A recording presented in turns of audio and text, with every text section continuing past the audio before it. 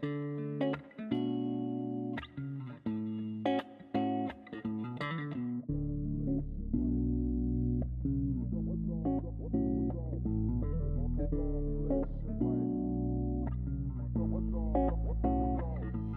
name's Gray Oaks. I'm from McLeansville, North Carolina.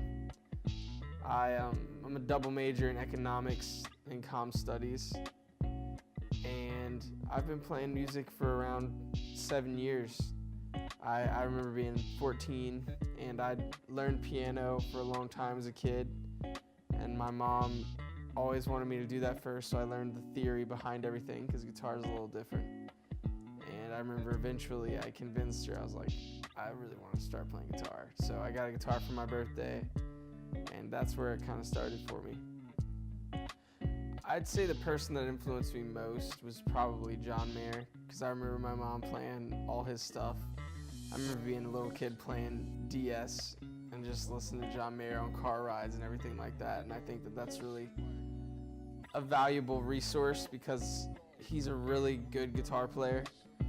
And I just got that in my ear, and I learned how to kind of just, give that impressionism to how I play from just listening to so much of what he's done. I think my family has a big impact in just who I am in general. So when I write stuff, the environment that I grew up in usually comes through, which is a very kind of loving, caring place. So I think that I'll have, feel songs or sad songs and stuff like that, but I'll always write them from a place of kind of assurance. So I think that's something that I always incorporate just instinctively. I play a lot of electric, especially recently. I play a lot of R&B, so my setup for live stuff, I have a Mesa Boogie Express, which is a nice tube amp. It's kind of like a vintage tube amp. It's like a 50 watt. I love playing through that. As far as guitars, I play PRS Silver Sky, which is a new model that came out. I'm very glad I got. It's been awesome. And I play a Martin. I have a Taylor too, but I really like the Martin the most. My style started off a lot more like a John Mayer clone, and then over the past 4 years, it's really kind of started to become its own thing, where I have a lot more jazz influences. I have a lot more R&B influences with how I play. It's become a different kind of vibe than it used to be. Came to UNCW on a jazz guitar scholarship my freshman year, but it was just not my passion to study it that way. And so I was always trying to do that and double major in business with music, and I was like, well, I'm just gonna switch it up, and went to business and comm studies, and then still pursued music in my own way. UNCW's got its own music scene. I've coached Dub Idol for the past 2 years. It's been really cool. That's how I met both of my roommates freshman year, was being in Dub Idol. So I've seen a lot of what the musical talent at UNCW has to offer, and there's some really, really talented people here. I would say there's definitely a very vibrant music community in Wilmington. Gigs are interesting in Wilmington because a lot of it is, if you're gonna play gigs in Wilmington, it's either gonna be at a bar or some type of, restaurant. There's not as many, unless we're talking about, the amphitheater or stuff like that, and those are a different level of gig a lot of the time. The community of musicians in Wilmington is actually really good. There's 3 or 4 different subsections that I kind of know about. There's the hip hop kind of group, and then there's the rock, beach rock kind of guys. Then there's some pop guys, and then a little bit of R&B, hip hop mix.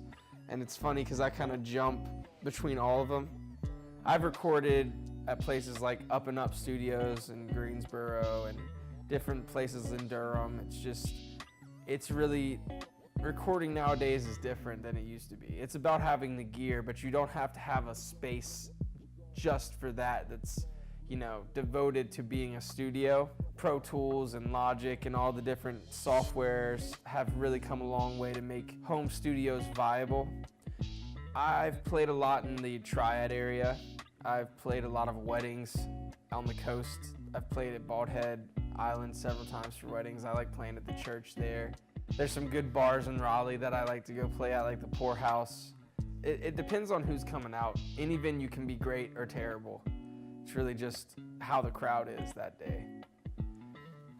I feel like I would really want to play with Michael Jackson.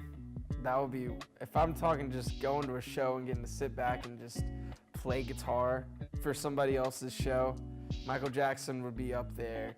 I'd say, I really love Daniel Caesar. I'd love to perform with Daniel Caesar. John Mayer's up there. Paul McCartney. Any of those guitar gurus, like, I would love to just watch them play. What's next for Gray Oaks? Well, I'm making an album this summer. I made a song, a single that I dropped 2 months ago, and it's got like almost 100,000 streams on Spotify now, which is, it's good. It's a starting point. It's a lot of people that have listened to it, and finishing out this comm degree and econ, and then continuing to just make stuff that I believe in. My name's Gray Oaks. You can find me on Instagram at True Shade of Gray. You can also look me up on Spotify and follow me at Gray Oaks, GREYOAKES. All I gotta do is the expressions on your face seem to tell me different things. All I hear him say